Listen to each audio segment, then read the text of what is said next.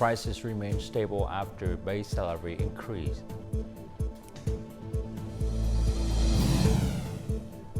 Low-emission rice model successfully piloted.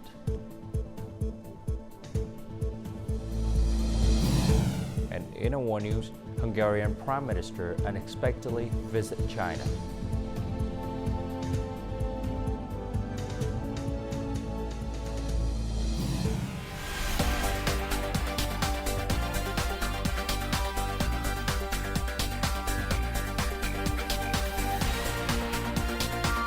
Broadcasting from Hanoi, the capital of Vietnam. VTV News starts right now. Hello, it's 8 a.m. local time in Hanoi. You're watching VTV News. The Central Military Commission's convened its 10th conference in Hanoi on July 8th to discuss and evaluate military and defense affairs in the first half of 2024 and deploy key tasks for the second half. Party General Secretary Nguyễn Phú Trọng, who is also Secretary of the Central Military Commission, sent a directive speech highlighting several important points as references for participants during the discussions. In the Party General Secretary remarked, read by Politburo member, Deputy Secretary of the Central Military Commission and Minister of National Defense, General Phan Văn Giang, the party leader noted that the global and regional situation is forecast to continue witnessing rapid, complicated, and unexpected development in the remaining months of the year.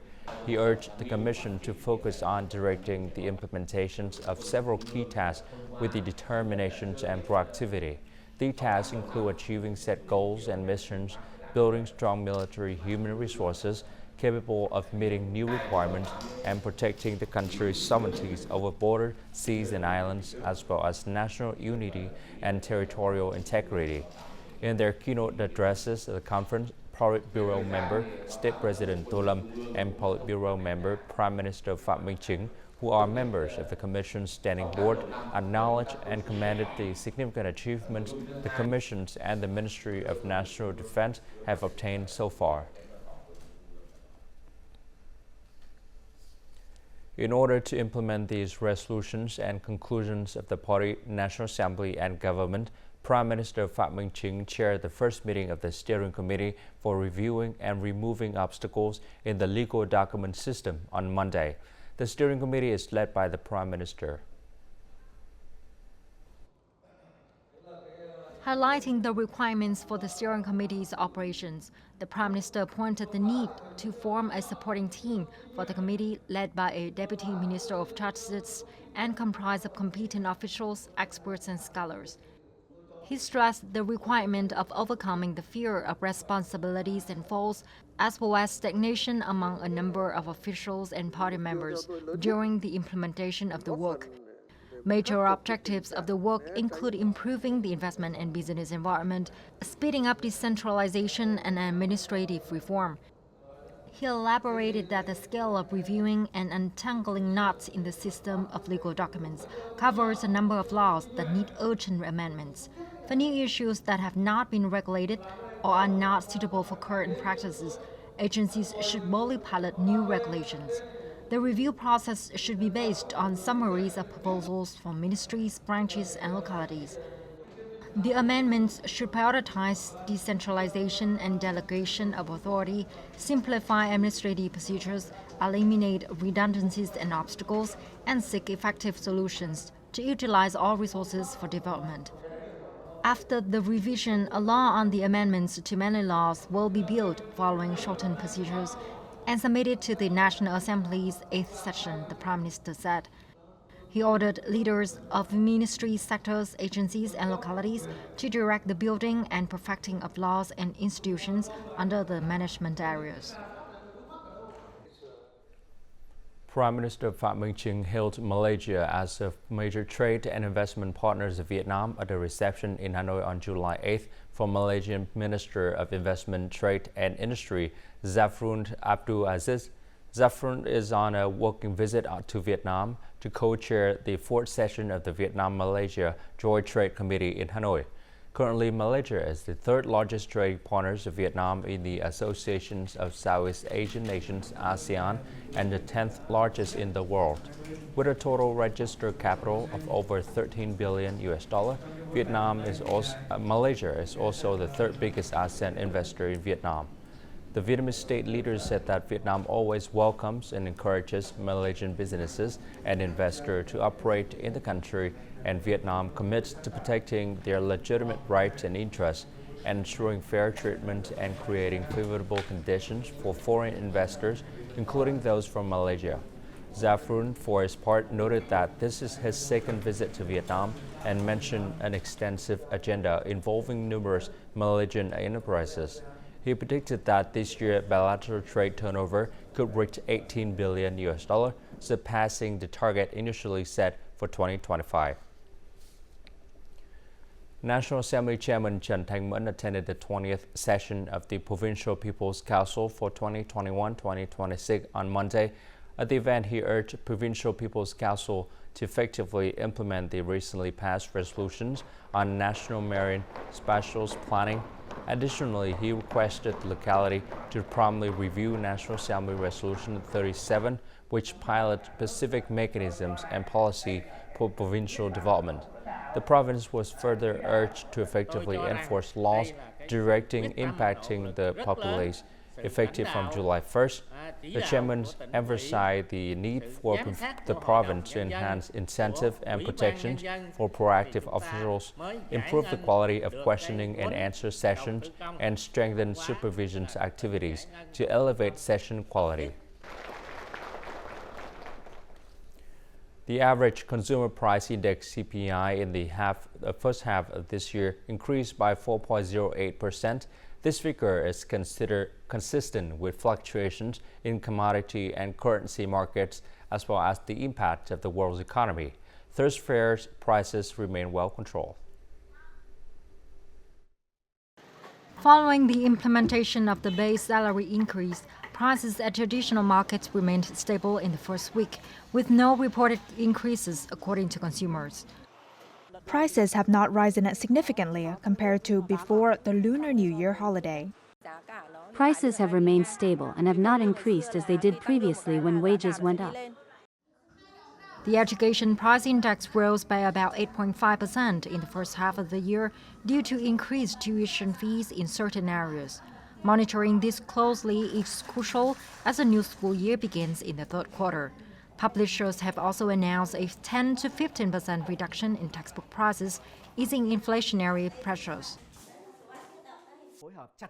We have closely coordinated with relevant agencies to monitor price developments, especially for essential goods, and to regulate prices of state-priced goods, ensuring an overall framework for direction and management.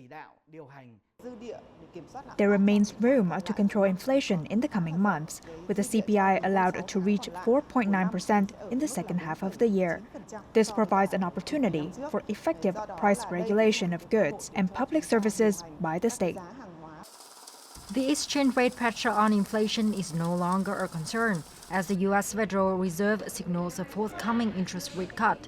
Abundant domestic foreign currency from a trade surplus and record high FDI disbursement this year further support stability. Vietnam's trade surplus continues to grow robustly. Foreign direct investment and remittances into Vietnam continues to increase. Thus, the foreign currency supply will be abundant. During the June regular government meeting, the Prime Minister stressed the aim of keeping inflation below 4.5% in the third quarter. He urged increased monitoring of goods prices and emphasized the need to prevent shortages of electricity, gasoline, and food. Amid the fourth wave of FDI, the urgent task of building a nest to attract eagles has emerged, particularly as investors impose greener quality standards on new projects. In response, Vietnam's industrial real estate sector is focusing on developing new sustainable projects. This transformation will be the foundation for industrial parks to attract foreign investment in the future.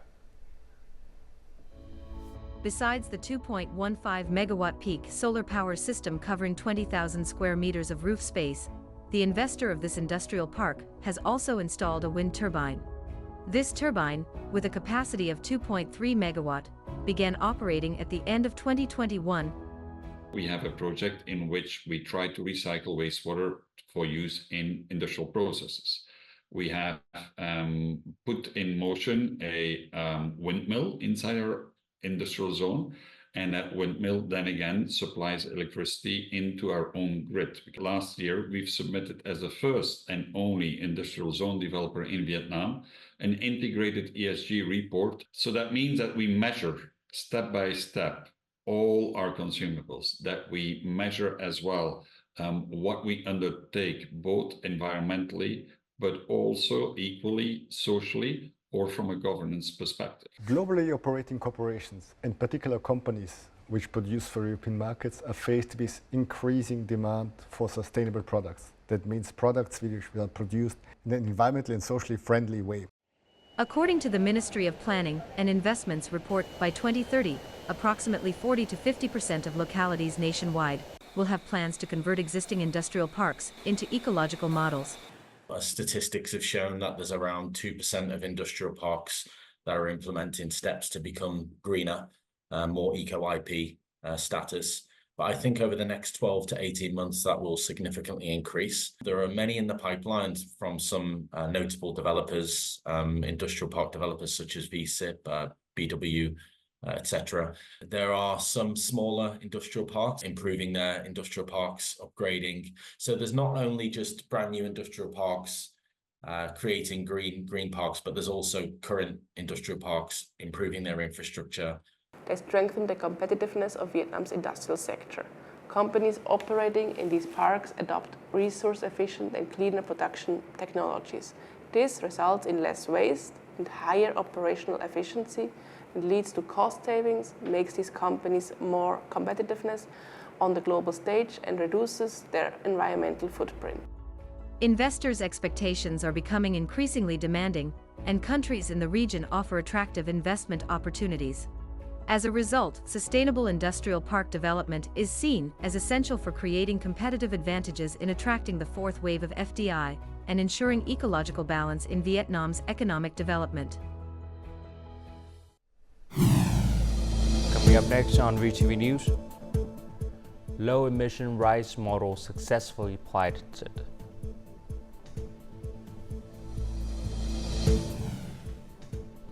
A longhouse is the cultural signature of the Sutieng ethnic group in Big Phuoc.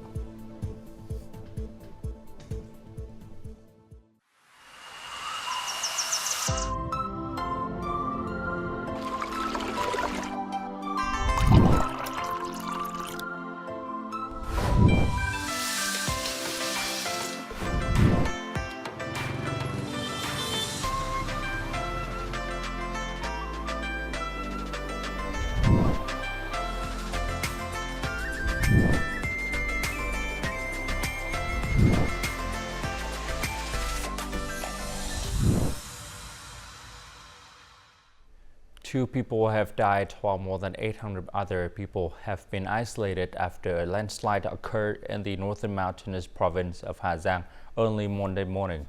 Authorities said that the landslide broke a 40-meter suspension bridge in Thượng Sơn commune, isolating over 200 households with over 800 residents. Many roads in Hoàng Su Phi, Bắc Quang, and Vị Xuyên have been covered by rocks and soil falling from surrounding mountains, blocking traffic.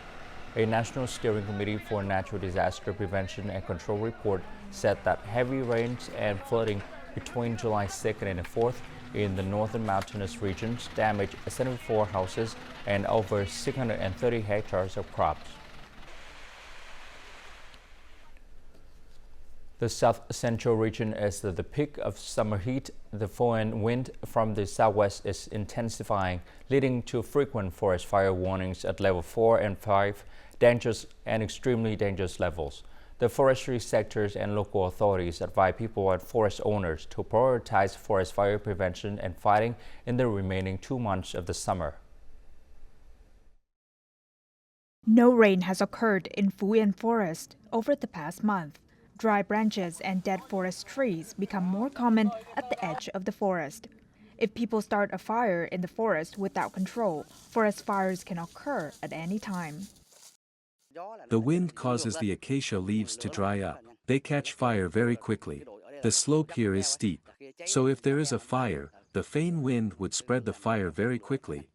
Facing a lack of equipment, the Phie Forest Protection Department reminds localities and forest owners to increase campaigns raising awareness and responsibility in forest fire prevention and fighting, especially among ethnic groups living in mountainous areas. We encourage people to rake a wide area and clean roads when harvesting crops and exploiting forest trees to ensure safety. The Forestry Department of Phie Province has identified 212 areas at high risk of forest fires. The forestry sector regularly posts forest fire warning information on the Early Fire Warning Information System so that localities and forest owners can promptly prevent, coordinate, and direct forest fire fighting forces. We recommend that forest owners, firstly, adjust their forest fire prevention and fighting plans appropriately, adapt to conditions so they can promptly handle any forest fires which result. Secondly, they should invest in fire prevention and fighting equipment. The peak of the dry season will continue until the end of August, creating many potential risks of forest fires. Therefore, locals and forest owners are required to pay special attention when burning and clearing up vegetation or using fire in the forest to best minimize the risk of forest fires. Farmers can earn an additional $236 per hectare from low-emission rice cultivation.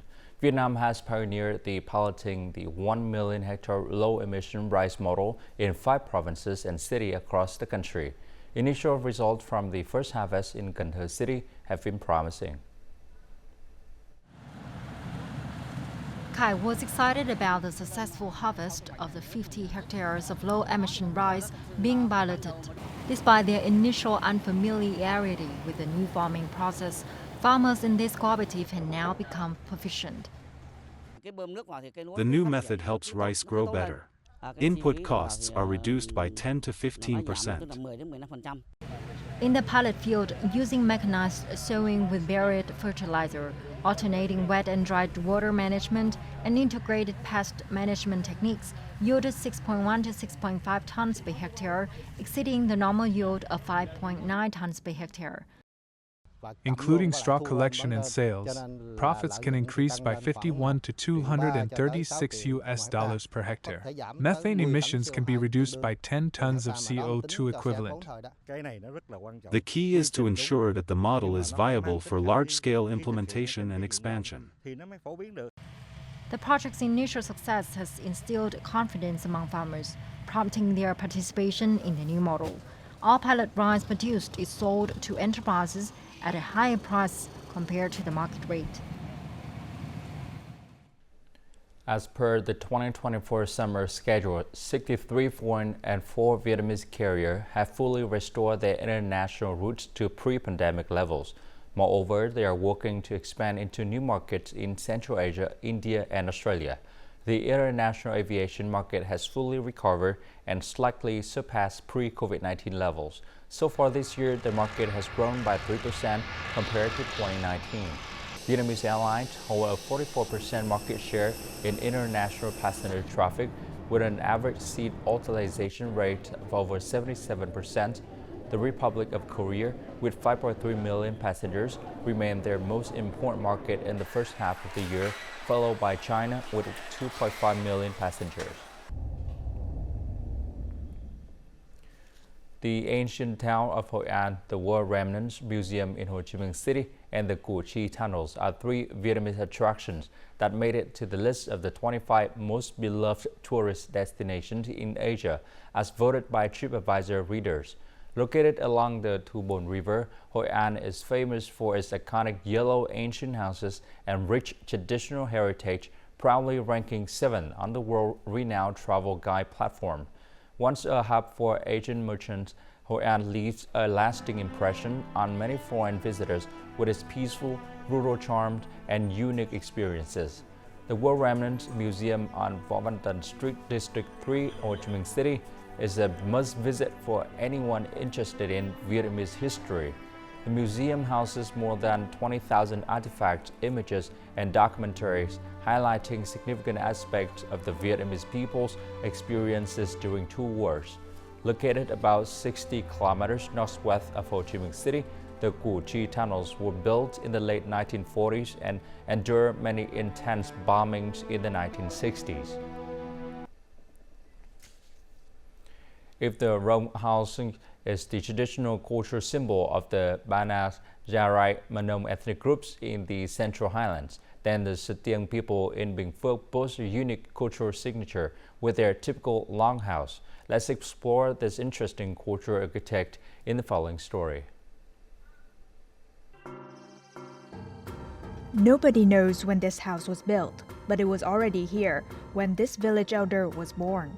The house becomes longer with every generation, and now it is over 100 years old. Although the house has been weathered by time, it still has a special place in the elder's heart.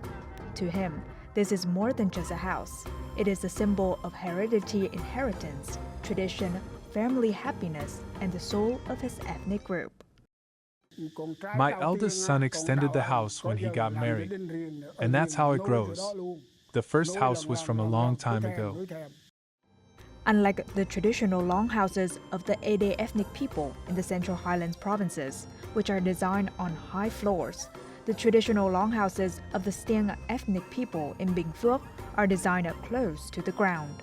The house is made of natural materials like wood, bamboo, with a thatched roof and built by family members. To preserve the unique cultural features of the Stiang people, in 2015, Bình Phước province invested in building the Stiang Bombo Village Ethnic Cultural Conservation Area. The longhouse is very meaningful to the Stiang ethnic people's traditions. That is why our department has urged the district authority to protect the longhouses. We have restored the Stiang traditional longhouse models of the Bu Lo branch at the conservation area and at Duc Phong town. The special thing when visiting the traditional longhouse of the Stiang ethnic people in Bình Phước is that the fire in the middle of the house never goes out. For the Stiang people, the fireplace is not simply used for cooking, but is also a place for the family to gather and chat after a hard day at work. We have next in our War News. Hungarian Prime Minister unexpectedly visit China.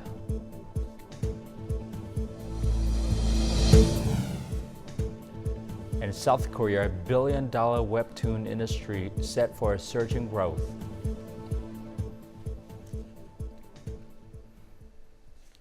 Hungarian Prime Minister Viktor Orban met with Chinese President Xi Jinping on Monday during a surprise visit to Beijing to discuss Peace Mission 3.0. This aimed at finding the quick way to resolve the Russia-Ukraine conflict. During the meeting, the Hungarian Prime Minister highly appreciated and supported China's plan regarding the conflict in Ukraine. For his part, Chinese President Xi Jinping highly appreciated Prime Minister Orban's efforts in promoting a political solution to Ukraine crisis. He also details Beijing's views and related proposals.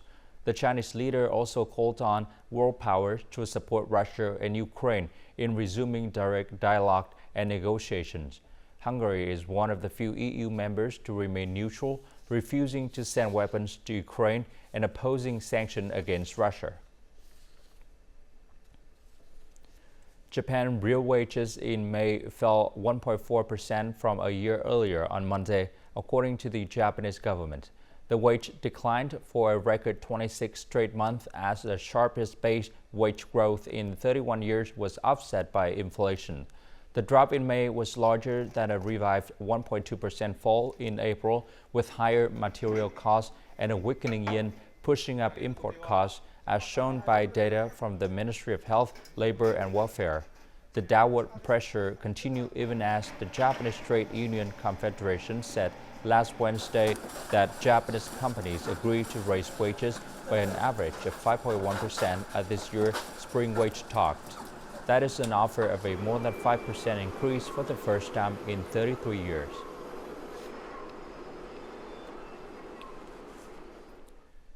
Webtoon, or online comics, is a familiar concept to internet users. Last year alone, at least half of the original Korean dramas released on online streaming platforms were based on webtoons. Webtoons are gradually becoming South Korea's newest cultural export. 17 years ago, Bae Jin-soo made a career-changing decision. He quit his high-paying job at one of the largest corporations in South Korea to learn how to draw online comics. His family was strongly against this decision because at that time, few people believed it was possible to make a living and get rich from creating webtoons. My parents were very happy when I got a job at a large corporation. They told me to leave home if I quit my job. I delivered pizza and worked part-time at a convenience store to get through the difficult times when I first started drawing webtoons. At first, many readers commented that Bae Jin-soo's drawings were too immature, but the plot was very impressive. He took that as motivation and continued to improve. Now, at the age of 45, he is a top webtoon author in South Korea. Many of his works were adapted into movies and TV shows. There are almost no barriers to accessing webtoons. In the past, people had to go to a bookstore to buy comics, but now people can quickly read webtoons anytime, anywhere via mobile devices. The size of the webtoon market in South Korea has increased from $109 million in 2013 to $1.33 billion in 2022. The South Korean government is planning to develop webtoons into a leading content industry to attract more global fans. In the past, the industry was small, so there were limitations in adaptation. Now, online distribution services have created a new stream of readers globally. As such, webtoons are receiving more investment. The webtoon industry is growing rapidly in South Korea. The engaging and diverse storylines inspired many translated works and film adaptations. And now let's continue with the weather forecast.